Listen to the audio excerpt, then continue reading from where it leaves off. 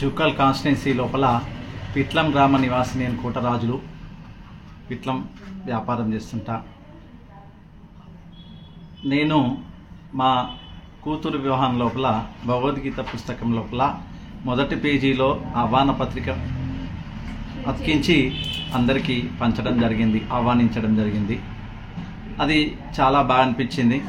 ప్రతి ఇంట్లో భగవద్గీత ఉంది.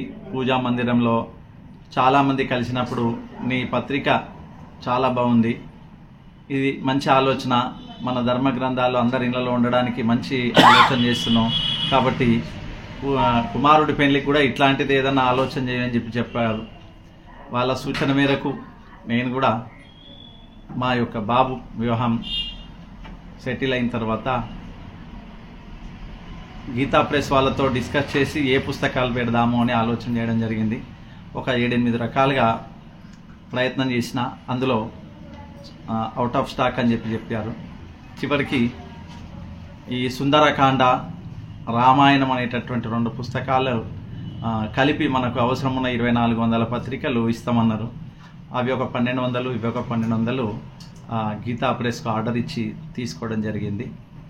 ఆ 2400 పత్రికలు అందరికీ పంచడం, దాంట్లో భాగంగా ఈ యొక్క ధర్మ గ్రంథాన్ని నమ్మనటువంటి వాళ్ళకు కూడా మామూలు కార్డు ప్రింట్ చేసి ఇవ్వడం, ఈ రకంగా చేసిన చాలామందికి అందరికీ మన యొక్క పత్రిక, మన ధర్మ గ్రంథాలు అందరి ఇళ్లలో ఉండాలన్న ఆలోచన.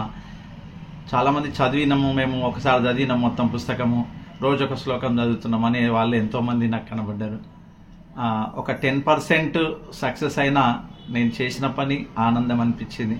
అందులోనే నా కొడుకు పెళ్ళికి కూడా ఈ సుందరకాండ, రామాయణము పుస్తకాలు తీసుకొచ్చి దాంట్లో మొదటి పేజీలో ఆహ్వాన పత్రికను ప్రింట్ చేసి నా కొడుకు వివాహ సందర్భంగా అందరికీ ఇవ్వడం జరుగుతుంది. ఈ రకంగా నేను ఆహ్వానిస్తున్నా. ఇది నాకు తృప్తినిచ్చింది. ఇట్లా మీరు కూడా అందరూ కూడా వాళ్ళ యొక్క ఏ శుభకార్యంలో అయినా ఎప్పుడైనా ఒక మంచి గ్రంథాలను ఈ పద్ధతి ఏదో ఒక పద్ధతి లోపల అందరి ఇళ్లకు చేర్చినట్టయితే ప్రతి ఇంట్లో కూడా ధర్మ గ్రంథాలు ఉంటాయి. ఇది సానుకూలాంశం. మనము చెప్పడం కాకుండా మనం సహకరించినట్టుగా ఉంటుంది అని నా యొక్క ఆలోచన. దీన్ని బేస్ చేసి చాలామంది కూడా ఇస్తున్నారు.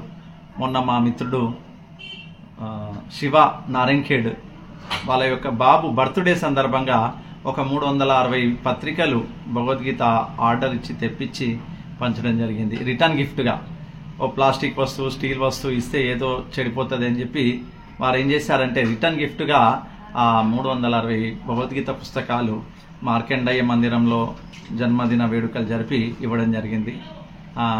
ఈ కేకులు కట్ చేయడం, కొవ్వొత్తులు ముట్టియడం కాకుండా మన ధర్మం గ్రంథాలను పంచి ఒక మంచి ఆలోచన, అందరికీ విందు ఏర్పాటు చేసిండు, పూజా కార్యక్రమాలు నిర్వహణ చేసి ఒక వినూత్న పద్ధతి లోపల జన్మదిన వేడుకలు శివగారు జరిపిండ్రు.